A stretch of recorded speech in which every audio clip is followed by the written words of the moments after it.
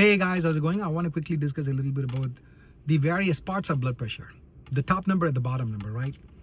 The top number is called as systolic pressure and the bottom number is called as diastolic pressure. And the top number happens when the heart is contracting, blood out. And the bottom number happens when the heart is relaxing, okay? So systolic and diastolic, okay? Those are the names. And the heart relaxes to get more blood come in. So when diastole is happening, there's no blood flowing out of the heart.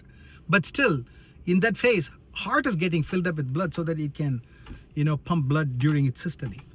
And since there are these two numbers, systole and diastole, now you can imagine your top number can be high or low and the bottom number can be high or low independently of each other. So now it creates four different conditions.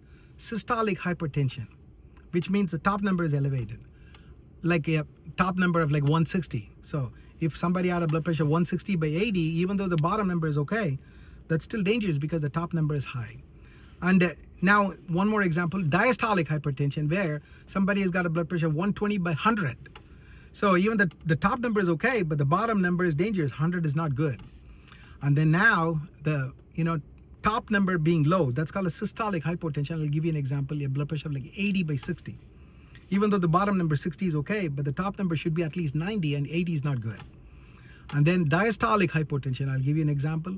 Somebody with a blood pressure of 100 by 40. Believe me or not, you do get such values, 100 by 40. So, that 40 is too low. And did you guys know that the heart, gets its blood circulation through coronary arteries, and coronary circulation happens best during diastole, when the heart is actually relaxing. All the other organs in the body, they get their blood circulation when the heart is pumping, like, when the heart is in its systole. But the heart itself gets its blood circulation when it's relaxing. So that's why when the bottom blood pressure it's low, then that's concerning because the heart may end up not getting enough blood circulation itself. So different concepts, isn't it? These are all very interesting. And there's one more concept called as mean arterial pressure. That's when you add the top number and the bottom number and when you divide it by 2. That shows your overall pressure health. Like, this is used quite a bit in intensive care units. And it is very reassuring, especially in patients where they have a borderline low blood pressure, like a blood pressure of like 90 by 60. So, the top number is low and the bottom number is also, getting there. But then you calculate the mean arterial pressure, or the MAP. That's a short form for it. And you want a MAP of at least 70. So in this case, 90 by 60, when you add 90 plus 60, that's 150, and you divide by 2, then the MAP ends up as coming back as 75. So then that reassures you that, it's not that bad. So hopefully the patient would improve.